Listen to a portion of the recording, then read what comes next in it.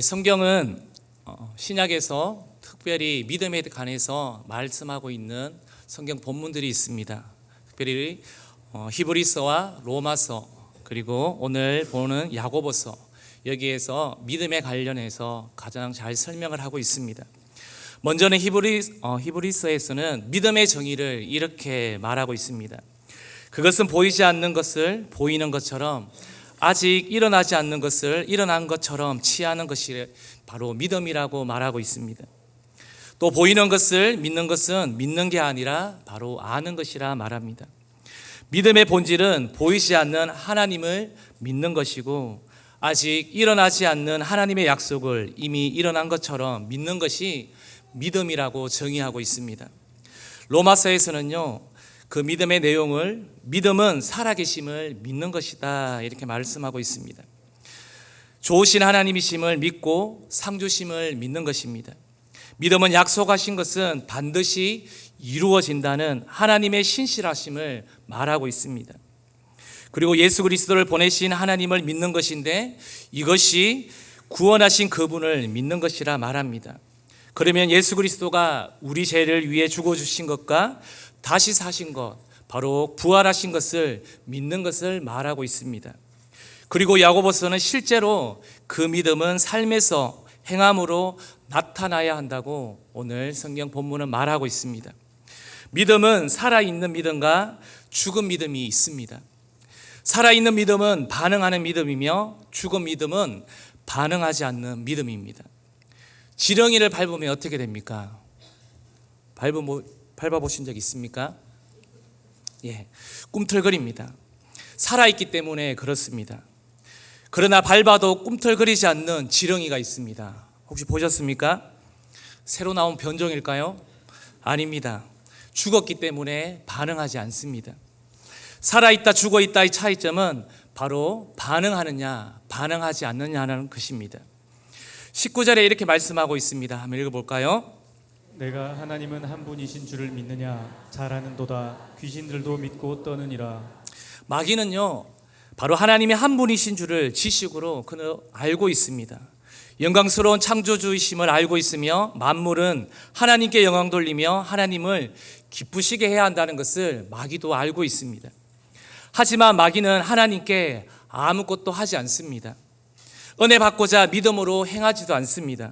이렇게 마귀처럼 아무것도 하지 않는 성도들을 향해서 20절은 오늘 이렇게 말하고 있습니다. 같이 한번 읽어볼까요? 아, 허탄한 사람아, 행함이 없는 믿음이 헛것인 줄을 알고자 하느냐? 하나님은 우리를 통하여 영광을 받으시기를 원하십니다. 우리는 그분을 기쁘시게 할 사명이 있습니다. 이 사명으로 하나님께 영광을 돌려야 할 때에 영광을 돌리고, 말씀이 들릴 때에 꿈틀거리는 것이 반응하는 믿음이요, 바로 행하는 믿음입니다. 여러분과 저는 반응 없는 죽은 믿음이 아니라 오늘 이 밤에 살아 행함이 있는 믿음으로 사시기를 주님의 이름으로 축복합니다. 행함이 있는 믿음은 반응한다고 했습니다. 구원받으려면 바로 반응하는 믿음이 필요합니다. 첫 번째입니다. 믿음으로 반응하면 구원을 받습니다. 마음이 없는 말로 상대방을 기분 좋게 하는 것을 우리는 뭐라고 합니까? 립 서비스라고 합니다. 오늘 여기 앉아있는 친구들 정말 멋집니다. 정말 훌륭해 보입니다. 대단합니다. 이거는 립 서비스가 아닙니다. 진심에서 나오는 겁니다. 정말 이런 아이들이 어디 있습니까? 진짜 앞에서 열심히 접근하는 이런 친구들. 그런데 입술만의 말이 사람들에게 통할 때가 있습니다. 이렇게 말하는 것이, 립서비스 하는 것이 우린 세상에서 많이 접하게 됩니다. 그런데 이러한 말들이 통한다는 것입니다. 그러나 이러한 립서비스가 하나님께는 통하지가 않습니다.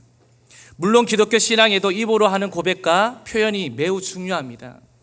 그러나 그것이 언제나 사람이 마음으로 믿어 의에 이르고 입으로 시인하여 구원에 이른다는 로마서 10장 10절의 말씀처럼, 마음으로 믿는 것이 전제가 될 때 그것이 승립이 되는 것입니다. 그것 없이 말만 있는 입술의 신앙은 마지막 날에 아마 주님께서 나 너 모른다라고 말씀하실 것입니다. 하나님께 통하지 않는 거짓된 신앙이 되고 마는 것입니다. 그러면 다시 한번 물어보겠습니다. 여기에 계시는 분들은 예수님이 구원자이심을 믿으십니까? 아멘입니다. 어떤 사람은 예수 믿고 구원받았습니까? 하고 물으면 구원받으려고 제가 노력하고 있습니다 라고 대답합니다. 이런 사람은 지금까지 구원을 얻고자 믿음으로 반응하지 않는 것입니다. 주님이 주님의 죄를 사하는 권세, 허물을 덮는 사랑, 인간을 구원하는 능력에 관해서 알아도 예수님께 자신을 구원해 달라고 온 마음과 믿음으로 바로 반응하지 않은 것입니다. 구원받기를 원하면서 주님 안으로 들어가지 않으면 우리는 구원받을 수가 없습니다. 어떻게 주님 안으로 들어갈 수 있을까요? 그것은 우리가 믿음으로 반응할 때 가능하다는 것입니다. 주님과 함께 십자가에 못 박힌 강도를 아시지요? 생명이 끊어져 갑니다. 이대로 죽으면 지옥에 가게 생겼습니다. 그때 옆에 계신 주님이 구세주이심을 그 한 강도는 알았습니다. 지식으로 알았는 것이죠. 이보다 더 좋은 기회가 없었습니다. 그는 구원 얻고 싶은 간절함으로 바로 십자가에 매달리신 그 주님께 간청했습니다. 주여, 당신의 나라에 임하실 때 나를 기억하여 주옵소서. 그는 구원을 얻고 싶어 주님께 믿음으로 반응하고 있었습니다. 그때 주님이 그 믿음을 보시고 뭐라고 하셨습니까? 네가 오늘 나와 함께 낙원에 있으리라. 비록 죄를 지어 십자가에 달렸지만 그의 믿음을 보자 주님은 적과 그를 구원해 주셨습니다. 하나님은 인간을 구원하기 위하여 지금 또 끊임없이 우리에게 두드리고 말씀하십니다. 주 예수를 믿으라. 그리하면 너와 내 집이 구원을 얻으리라. 구원이란 우리가 죽느냐 사느냐 하는 문제입니다. 지옥에서 고통을 겪느냐, 하나님 품 안에서 안식을 누리느냐 하는 문제입니다. 인간의 운명이 사망에서 생명으로 바뀌는 것이 바로 구원의 문제입니다. 이 구원은 인간에게 하나님이 주시는 최고의 선물입니다. 이 놀라운 선물, 구원은 오직 믿음으로 반응하는 자에게 주어진다는 것입니다. 우리가 구원을 얻는데 혹시 이렇게 말하는 사람이 있을까요? 잠깐만요. 할 시간이 우리는 없다는 것입니다. 그렇게 반응해서도 안 됩니다. 교회를 다니다 보면 구원을 얻게 되겠지. 내가 착하게 살고 가족 구성원이 교회를 다니니 나도 구원을 받겠지 생각해서는 안 된다는 것입니다. 구원은 어쩌다 주어지는 것도 아닙니다. 구원 얻고 싶은 목적을 가지고 십자가의 강도처럼 어떻게 고백해야 할까요? 주여, 나도 구원받고 싶습니다. 내게 구원을 허락하여 주옵소서. 간절하고 절실하게 믿음을 소원해야 합니다. 그것이 반응하는 믿음이요, 살아있는 믿음입니다. 베드로가 바다 위에 서 계신 주님을 보자 용기가 생겨서 주님, 저를 명하여 물 위로 오라 하소서 하자 주님이 그의 믿음을 보고 오라고 했습니다. 베드로가 배 위에서 한 발을 내디디니 정말 물 위에 서 있었습니다. 또 한 발을 내디디니 두 다리가 물 위에 서 있었습니다. 놀라움 속에 한 발짝 한 발짝 주님께로 걷습니다. 시커먼 물을 보자 무서워졌습니다. 그때 두 다리가 바닷속으로 쑥 빨려 들어갔습니다. 베드로는 다급하여 주여, 죽겠나이다, 나를 구원하소서 소리를 질렀습니다. 주님은 즉시 손을 내밀어 베드로를 건져 주셨습니다. 베드로의 즉각적인 반응이 구원을 받게 된 것이지요. 죽은 믿음은 위험을 만나거나 도움이 필요해도 주님께 아무런 요청을 할 줄을 모른다는 것입니다. 그러나 살아있는 믿음은 예수가 구원자이심을 알고 주여, 죽겠나이다, 나를 구원하소서라고 즉각적으로 반응하게 됩니다. 그래야 구원을 선물로 받게 될 줄로 믿습니다. 두 번째입니다. 믿음으로 반응할 때 축복이 주어집니다. 다 같이 한번 읽어볼까요? 믿음으로 반응할 때 축복이 주어집니다. 우리는 살아가면서 수많은 말씀을 듣습니다. 얼마나 우리 대형교회에서 새벽과 저녁으로 말씀을 많이 듣습니까? 이렇게 저렇게 해보세요. 말씀을 듣게 됩니다. 그런데 그 말씀을 듣고 실제로 믿음으로 반응하는 것은 얼마나 됩니까? 듣기만 하고 전혀 행하지 않는다면 이 믿음은 죽은 믿음이며 복을 받지 못하는 믿음이며 하나님께 쓰임받지 못하는 믿음이 되고 맙니다. 그래서 17절과 26절은 이렇게 말합니다. 행함이 없는 믿음은 그 자체가 죽은 것이라 라고 말하고 있습니다. 야고보서 2장 19절에서 20절을 우리 메시지 성경으로 한번 다 같이 한번 읽어보도록 하겠습니다. 좀 더 자세하게 설명이 되어져 있습니다. 읽겠습니다. 여러분은 한 분이신 하나님을 믿는다고 공언하면서 마치 그것으로 대단한 일을 했다는 듯이 뒷짐을 진 채 만족해 하더군요. 참 대단하십니다. 마귀들도 그렇게 합니다만 그것이 무슨 소용이 있겠습니까? 생각을 좀 해보십시오. 여러분은 믿음과 행함을 갈라놓고도 그것을 계속 죽지 않게 할 수 있다고 생각하는 것입니까? 예, 메시지 성경은 이렇게 말합니다. 생각 좀 해보십시오. 오늘 이 밤에도 좀 생각을 좀 하시면서 말씀을 들으셨으면 좋겠습니다. 여러분은 믿음과 행함을 갈라놓고도 그것을 계속 죽지 않게 할 수 있다고 생각하는 것입니까? 라고 말하고 있습니다. 오늘 말씀을 행하는 믿음의 중요성을 강조하고 있습니다. 아브라함을 한번 보십시오. 어느 날 하나님께서 아브라함에게 말씀하셨습니다. 자기 아들을 번제물로 바쳐라고 했을 때 아브라함은 행함으로 하나님과 바른 관계를 반응했습니다. 말도 안 된다 말하지 않았습니다. 믿음과 행함은 함께 멍에를 맨 동반자임을 분명합니다. 믿음은 행함으로 나타나는 것입니다. 하나님의 인도하심에 붙들린 그의 인생은 최고의 복을 누렸고 후손들에게 영원한 위로가 되었습니다. 이러한 아브라함에 대하여 성경은 아브라함이 행함으로 의롭다 하심을 받았다 이렇게 말합니다. 아브라함은 하나님의 음성을 듣자 행함으로 믿음을 보였습니다. 즉각 순종하며 반응했습니다. 죽은 믿음은 말씀을 아무리 들어도 어떠한 반응도 하지 않습니다. 그러나 살아있는 믿음은 즉각적으로 순종합니다. 이것이 행하는 믿음입니다. 22절에 이렇게 말씀하고 있습니다. 같이 읽어볼까요? 내가 보거니와 믿음이 그의 행함과 함께 일하고 행함으로 믿음이 온전하게 되었느니라. 결국 온전한 믿음은 순종으로 행하는 믿음입니다. 행함으로 온전히 된다는 것입니다. 믿음이. 성도님들이 죽은 신앙으로 100년을 신앙생활하면 뭘 합니까? 나를 축복하고 나를 선한 길로 이끌기 위하여 하나님이 주시는 말씀을 거부하며 제 멋대로 산다면 그 신앙생활이 무슨 소용이 있겠습니까?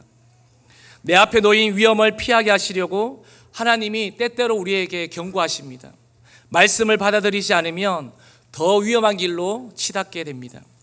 위로하시고자 말씀하실 때 그 말씀을 믿음으로 받지 않으면 어떤 위로도 되지 않습니다. 지식으로만 알고 가슴으로 반응하지 않는 믿음은 바로 죽은 믿음입니다. 하나님은 죽은 신앙의 사람을 보호하거나 축복하지 않으며 존귀하게 사용하지도 않습니다.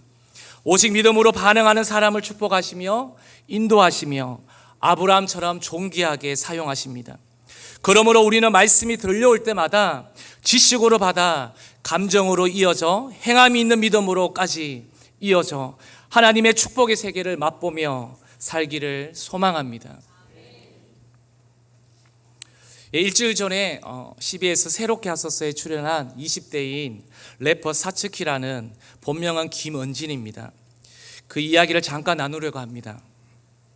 이미 보신 분들도 계실 겁니다. 들으신 분들도요. 얼굴과 팔, 다리에는 문신이 하나씩 있고 첫 보기에도 불량해 보이는 이 여성 래퍼는 과거 이런 나이에 마약 중독에 빠졌습니다. 사츠키는 불우한 어린 시절을 보내면서 술을 마시면 폭력을 일삼는 아버지가 그랬고 학창 시절 테니스 코치로부터 큰 폭행을 당했습니다. 지도자의 무자비한 폭력에 사츠키는 초등학교 1학년에서 중1까지 선수 생활했던 테니스 운동을 그만뒀고 이후에 ADHD 진단을 받기에 이르게 됩니다. 사츠키는 소위 일진무리에 들어가면서 방황이 시작되었습니다. 그러면서 그 생활을 하면서 맞거나 혹은 때리는 등의 약육강식의 삶을 살아냈다고 털어놓았습니다. 고등학교 방황의 시기 가운데 사츠키는 고등학생 래퍼 경연대회 겸 방송 프로그램 고등 래퍼에 출연한 뒤 인생의 나락길을 걷게 되었습니다. 그는 이런저런 욕을 입에 달고 살았다며 유명해지는 과정에 어떤 오빠랑 작업실에 가게 되었다고 합니다. 거기 있는 사람들이 다 손에 은박지를 들고 있었다고 합니다. 다 그 사츠키보다 7살, 8살이 많은 남자들이었다고 합니다. 오빠가 마약 아니고 병원에서 처방받을 수 있는 고통을 없애주는 진정제라고 말하며 강요하지는 않겠다면서 널 위해 준다고 이렇게 접근을 하였습니다. 그렇게 사츠키는 그 연기를 흡입하자 말자 거기에 있던 그 오빠가 그 사츠키 하는 말이 잘 가라고 말했습니다. 아주 끔찍한 말이죠. 처음으로 경험하게 된 시간이었습니다. 돌이킬 수 없는 강을 건넜다는 걸 그는 깨달았습니다. 나중에 찾아보니 그 사츠키에게 준 그 흡입했던 그것은 바로 치사율이 굉장히 높은 마약 펜타닐이었다고 말하고 있습니다. 10분 후에 증상이 나타나기 시작했습니다. 보통 이 펜타닐을 마시거나 하게 되어지면 보통 2, 3년 안에 죽는다고 합니다. 일명 마약성 진통제의 일종이라고 합니다. 호스피스 병동에서 고통 없이 갈 수 있도록 하는 진통제라고 말합니다. 그것을 흡입했을 때 살에 기름을 튀기는 것 같은 통증이 발생했다고 합니다. 심지어는 본인 친구도 이것을 흡입하고 함으로써 9명이나 죽었다고 합니다. 본인에게도 대학병원 교수들도 그 사츠키에게 말합니다. 너는 이제 고칠 수 없다고 말을 했다고 합니다. 사츠키는 마약 부작용은 물론 중독 증세에 시달렸습니다. 가망이 없다고 느껴 스스로 생을 저버리던 차에 그는 누군가가 119에 한 신고로 극적으로 살아났다고 합니다.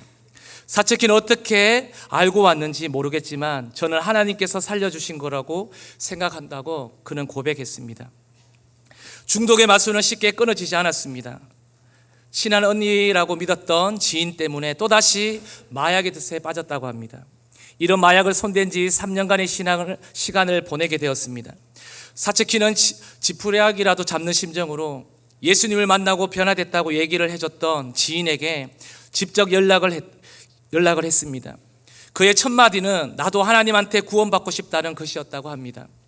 그는 지인 손에 붙들려 교회 갔고 예배를 드렸다고 합니다. 사츠키는 당시를 이렇게 기억했다고 말합니다. 예배를 드리는데 부끄러웠어요. 얼굴 상태도 좋지 않고 문신도 있고 누가 나를 쳐다볼 것 같았죠. 목사님은 아랑곳하지 않고 설교를 하셨습니다. 중간중간에 갑자기 확 졸음이 졸렸습니다. 3일 동안 잠을 자지 않았기 때문에 그렇습니다. 눈을 감으면 나쁜 장면이 계속해서 생각이 났습니다. 그때 목사님이 갑자기 찬양을 부르셨습니다. 그 찬양은 엄마가 어릴 때 불러주셨던 찬양이었습니다. 찬양하라 내 영혼아. 이 찬양을 들으면서 미친 듯이 울었다고 합니다.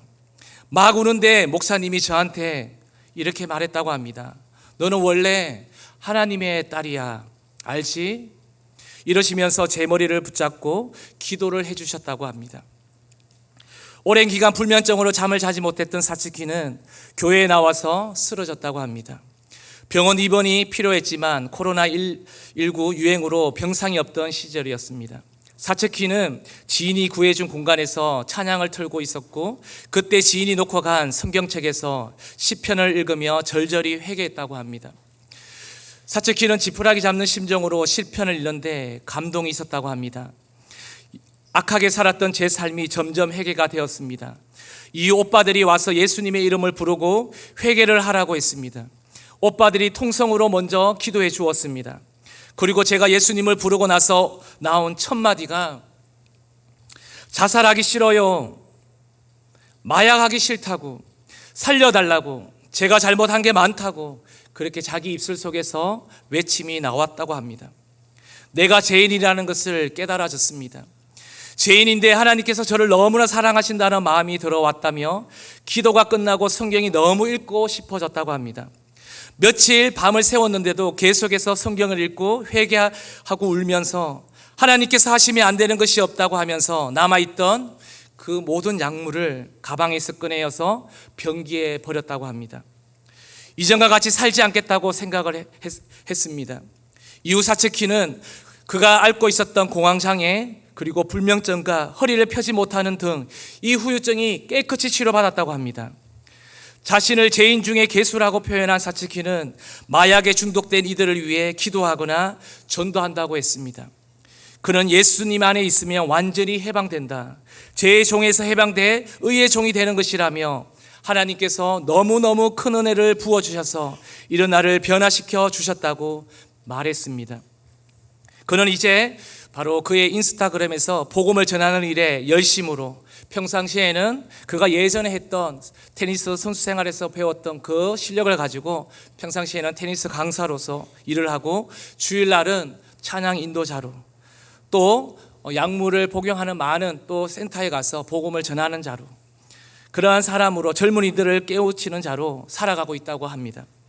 사츠키는 지난 과거로 돌아가지 않고자 자신이 과거에 약물했음을 바로 세상에 알렸습니다. 이제는 전혀 다른 삶을 살고자 매일 말씀을 읽고 하나님을 찬양하는 래퍼로 복음 전하는 자로 행함이 있는 믿음의 삶을 살아갈 때 하나님의 축복과 능력이 나타남을 보게 되었다고 그는 간증하는 것을 듣게 되었습니다. 많은 사람들이 말씀을 듣거나 읽어도 건조하고 무감각해야 합니다. 가슴에 새기지도 않습니다. 그러나 말씀을 읽으면서 삶이 조금씩 바뀌어지는 성도들을 만나게 됩니다. 그리고 일상에서 일어나는 다양한 상황들, 축하받을 일들, 어려움을 당하는 일들을 접하면서 믿음 안에서 보는 관점이 달라집니다. 이렇게 믿음으로 행할 때 하나님은 고난을 이기도록 도와주십니다. 말씀 속에 살면서 믿음으로 반응하는 사람은 신앙이 약해질 기회가 없습니다. 자기의 생각이나 감정대로 살 기회를 갖지 않기 때문에 그렇습니다.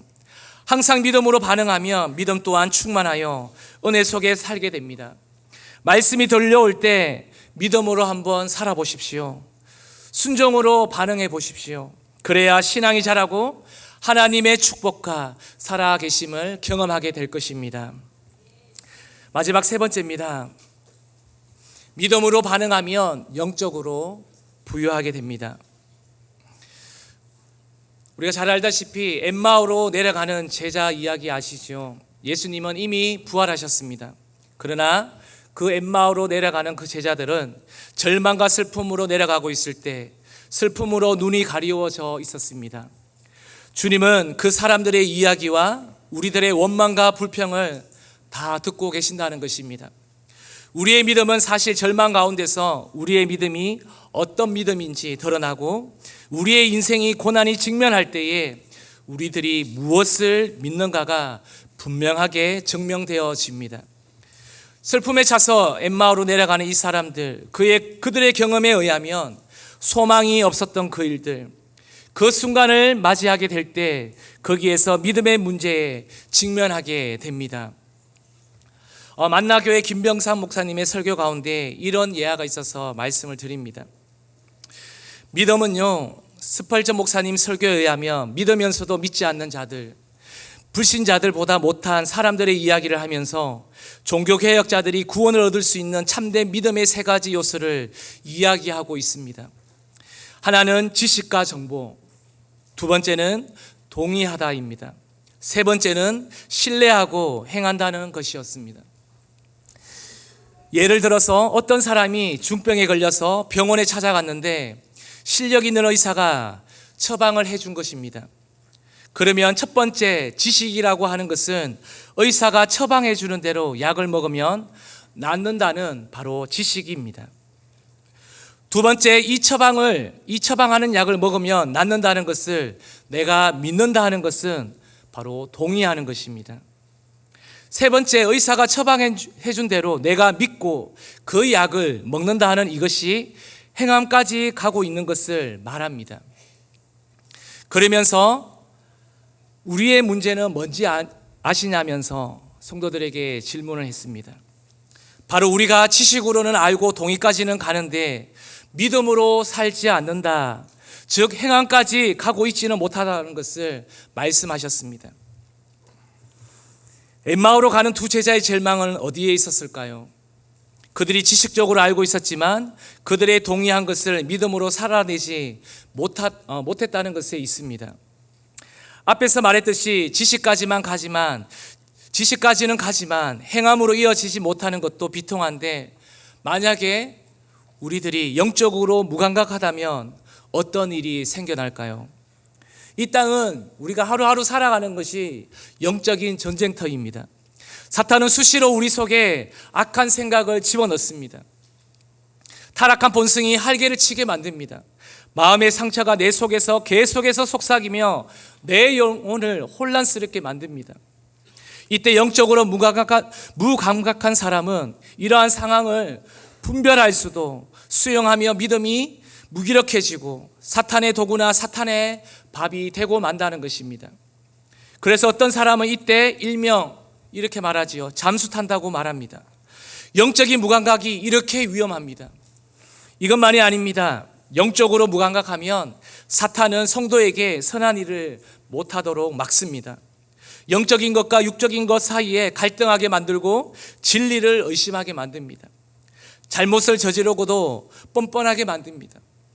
다윗이 간음죄를 짓고 죄를 짓지 않는 것처럼 행동을 했습니다. 그때 얼마나 뻔뻔했습니까?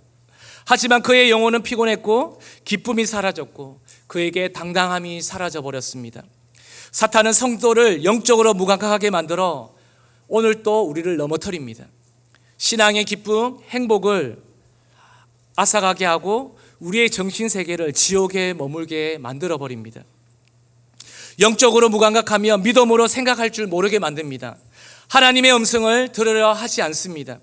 성령의 인도를 따르지 않습니다. 이럴 때 하나님은 어떻게 하실까 생각하지 않습니다.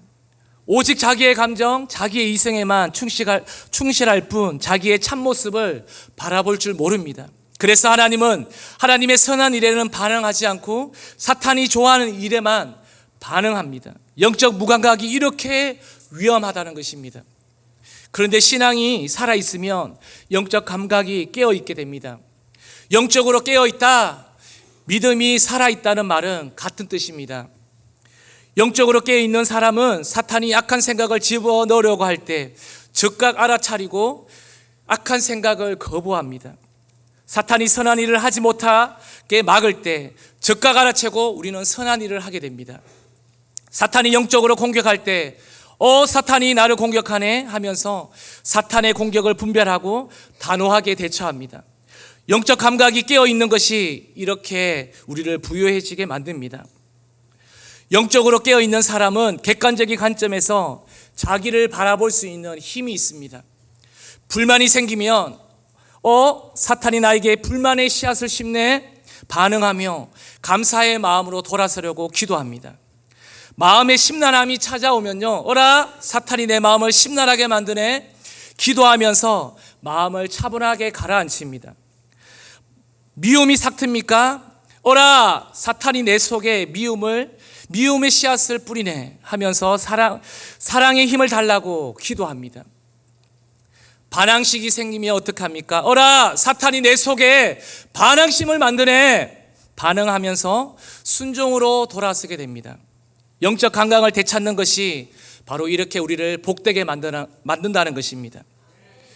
영적으로 깨어 있으면 연약한 자신을 돌아보며 하나님께 엎드릴 수밖에 없습니다. 앞에서 간증했던 사츠키 자매의 이 간정처럼 그가 하나님 앞에 반응했던 것이 무엇입니까? 그가 믿음으로 행했던 것이 무엇입니까? 그가 첫 번째 했던 것은요, 하나님 앞에 나갔던 것입니다. 마약을 하기 싫어요. 저 자살하기 싫어요. 저 살고 싶어요. 이렇게 부르짖는 것, 이것부터 바로 믿음의 시작인 줄로 믿습니다. 하나님이 약한 저는 무너질 수밖에 없습니다. 진실하고 정직하고 나를 돌아보게 하옵소서. 그렇게 기도하면 순수한 믿음, 정직한 믿음, 견고한 믿음을 잃지 않으려고 합니다. 이것이 영적 감각을 회복하는 것입니다. 복중의 복은 바로 우리의 영적 감각을 다시 한번 회복하는 것입니다. 성도는요, 믿음이 굳게 선 것 같아도 언제 무너질지 모릅니다. 우리의 믿음이 있음을 자랑하지 마십시오. 우리가 은혜 받고 정말 믿음의 충만함에 있을 때 우리는 더 겸손해져야 됩니다. 그때 하나님 앞에 더 엎드려져야 합니다. 왜요? 언제 무너질지 모르기 때문에 그렇습니다. 그래서 하나님은 말씀합니다. 우리 고린도전서 10장 12절 말씀을 함께 읽겠습니다. 그런즉 선줄로 생각하는 자는 넘어질까 조심하라. 넘어지지 않도록 조심하라는 것입니다. 깨어 있으라는 말씀입니다. 또 에베소서 6장 18절 말씀을 읽겠습니다. 모든 기도와 간구를 하되 항상 성령 안에서 기도하고 이를 위하여 깨어 구하기를 항상 힘쓰며 여러 성도를 위하여 구하라. 깨어 기도하기를 항상 힘쓰라. 이것이 행함이 있는 믿음의 스타트 시작점입니다. 한마디로 묻어진 영적 감각을 회복하라는 것입니다. 여기에 진정한 복이 있습니다. 어떻게 해야 영적 감각이 살고 신앙에 깨어 있을 수 있을까요? 하나님의 음성을 스쳐 지나가게 하지 말고 들려지는 대로 순종하시기를 바랍니다. 우리는 기도도 하지만 하나님께서 붙여주신 주변 사람들의 조언에 귀를 기울이시기를 바랍니다. 그리고 성령의 인도하심에 민감하게 반응하시기를 바랍니다. 날마다 기도하기를 그치지 마시고 매일 경건의 삶, 큐티와 시편, 잠언 읽기를 실천해 보십시오. 좋은 핸드폰 들고 있지 않습니까? 최신의 핸드폰 들고 있지 않습니까? 그거 가지고 뭐 하시겠습니까? 엉뚱한 데 사용하지 마시고요. 그 핸드폰 어플 안에 공동체 성경 읽기 드라마 바이블이 있습니다. 들으십시오. 차 타고 다니면서도 들으시고요. 말씀을 가까이 하십시오. 이것이 믿음의 시작입니다. 그러면 영이 깨어나고 우리의 믿음이 다시 한번 살아날 줄로 믿습니다. 저는 감히 말씀드립니다. 성령님을 깊이 의지하며 기도하고 말씀으로 살면 여기에 앉아있는 우리 제자비전 아이들뿐만 아니라 우리 공립에 있는 모든 친구들까지도 그리고 어른들에 이르기까지 영적인 감각이 살아날 줄로 믿습니다. 내 믿음 없음을 회개하게 될 것입니다. 부족한 모습을 고치게 되고 성령의 생각으로 충만하게 될 줄로 믿습니다. 이제 말씀을 정리합니다. 믿음으로 행할 때 구원의 은총이 바로 내 것이 됩니다. 믿음으로 행할 때 하나님의 약속하신 축복도 바로 내 것이 됩니다. 믿음으로 살아 있어야 영적 감각을 잃지 않고 영적으로 부유한 자가 됩니다. 오늘 이 밤 믿음을 지식으로 다시 한번 우리가 깨달았다면 이렇게 한번 나가지 않겠습니까? 행함이 있는 믿음으로 나아가는 밤 되지 않겠습니까? 이렇게 결단하시는 밤 되었으면 좋겠습니다. 믿음이란 뭐라고 말하고 있는지요? 우리 큰 목소리로 마지막 이 말씀을 이 말을 읽고요. 우리 찬양하도록 하겠습니다. 큰 목소리로 함께 읽도록 하겠습니다. 믿음이란 찬양팀들 나와 주십시오. 되는 것이 아니라 상황을 지배할 수 있는 능력입니다. 다시 한번 힘있게 고백합시다.